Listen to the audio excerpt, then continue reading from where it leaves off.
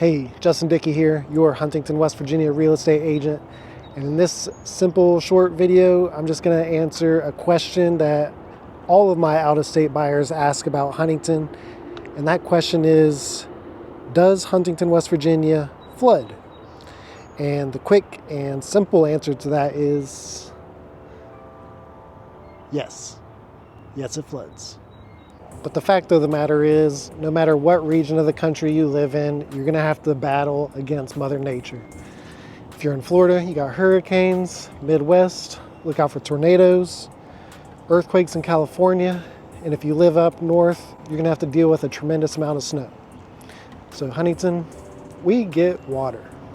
This video is super relevant at the moment because last week, the Northeast got a ton of rain showers. And now the water levels of the Ohio River are insanely high, covering a lot of Harris Riverfront Park. If you're familiar with the area, or you at least watched my Harris Riverfront Park tour video, then you should know that there would be an amphitheater right here. It's still here, right? It's under there somewhere. Now, this isn't the highest I've seen the water levels. I think in 2021, after the ice storm, once it all melted, the water levels were up to about where this boat is now. Looked as if it was floating. So I'll go through my footage and see if I have any photos or videos of that. Now, there are measures in place to mitigate the flooding and causing damage to the city itself. Over this shoulder here in the background, you'll notice a flood wall. We have them running along the downtown area as well as over by Guyandot. They seal off the flood walls in case the water gets too high to help prevent any damage from occurring within the city. The boat dock is currently a duck dock. With Huntington being commonly referred to as Floodington, you may be wondering if high waters occur within city limits. Well, yeah. And especially the main streets that run east through west throughout the city, that's 3rd and 5th Avenue. They're notorious for getting high waters during heavy rains or rains that come down all of a sudden out of nowhere. The city is aware of the issue and has already spent millions upon millions of dollars trying to upgrade the infrastructure for their rainwater drain systems. And since they're aware of the situation, only more upgrades will be made. If you're thinking about moving here and you're worried about flood zones and high water affecting your residential property, I've got a special tool for you to check out. This is the tool that I use for all my buyers, and I recommend anyone thinking about buying a home checking it out. Just go over to WV Flood Tool. I'll put a link over in the description.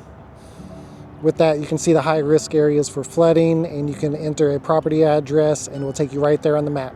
If you have a loan and you're buying one of these houses in a flood zone, the lender is definitely going to require you to have flood insurance on it. A yearly premium for your flood insurance is going to vary depending on the location, any past history of flooding at that property, as well as the size of it. So since it varies, I can just give you a couple of examples I've had recently for properties that my buyers have bought. And they were looking about $600 to $700 per year for their insurance premiums. Now, there is a location that got a flood about 2 years ago, I believe, and I heard rumors that their flood insurance has increased up to $1,400 per year. Another common area to get high flood waters is over by Four Pole Creek, and that is over in the Ritter Park, south side area of Huntington. Let's go over there, check it out, and see if they have any high waters at the moment. All right, I'm currently on the walking path that runs along North Boulevard, which has Four Pole Creek running along it. You can see it right over there. And the water level looks a little bit high, but nothing too bad really. It's been about a week, maybe a little bit longer since the heavy rains I was just talking about have passed. Now, North Boulevard here, I have seen some flooding occur on that street. And if you are browsing for homes in that area and you match the address with the West Virginia Flood Tool, you will notice that a lot of the homes in this area are in a flood zone. So just be prepared for that. Setting that aside though, this is an amazing location as it's right here close to the path, which is one of my favorite places to walk, ride my bike, or just take a drive through.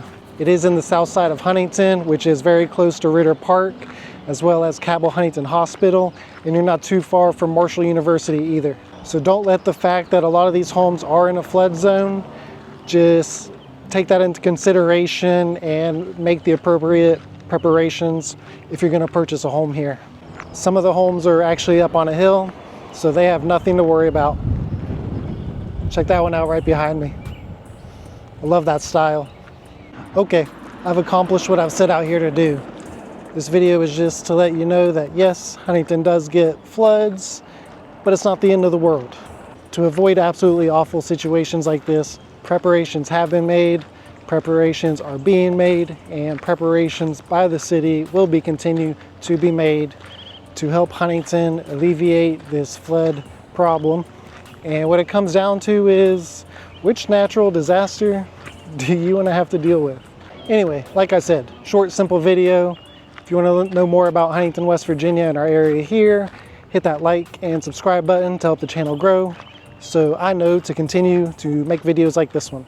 If you have any questions about Huntington or flooding, go ahead and leave those in the comments below. I'll go ahead and answer them. And if enough people ask, I'll make a video about that question. With that said, I'll catch you in the next one. Cheers.